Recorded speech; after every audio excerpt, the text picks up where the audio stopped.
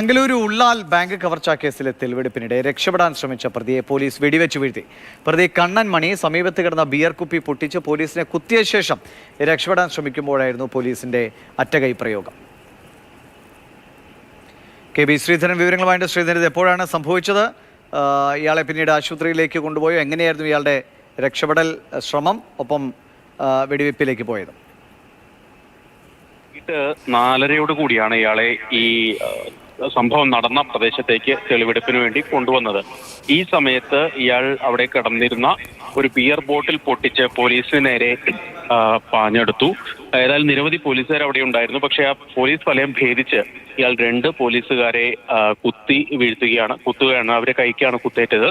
ഇതിനുശേഷം രക്ഷപ്പെടാൻ ശ്രമിച്ചു. പോലീസ് ആദ്യം ഒരു മുന്നറിയിപ്പ് എന്ന രീതിയിൽ ആകാശത്തേക്ക് വെടിവെച്ചു. പക്ഷേ ഇയാൾ വീണ്ടും ഓടാൻ ശ്രമിച്ചതോടുകൂടി പോലീസ് ഇയാളെ കാലിൽ വെടിവെച്ച് വീഴ്ത്തുകയായിരുന്നു.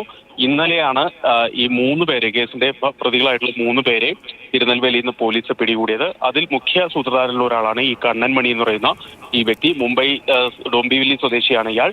ഏതായാലും ഇയാൾ രക്ഷപ്പെടാൻ ശ്രമിക്കുന്നതിനിടെയാണ് പോലീസ് ഇങ്ങനെ വെടിവെച്ച് വീഴ്ത്തിയത്. ഏതായാലും ഈ 3 പോലീസുകാരെയും ഇയാളെയും ആശുപത്രിയിൽ പ്രവേശിപ്പിച്ചിട്ടുണ്ട്. കേസിൽ 2 പ്രതികൾ കൂടി പിടിയിലാവാനുണ്ട്. ശരി, കെ.ബി. ശ്രീധരനാണ് വിവരങ്ങൾ നൽകിയത്.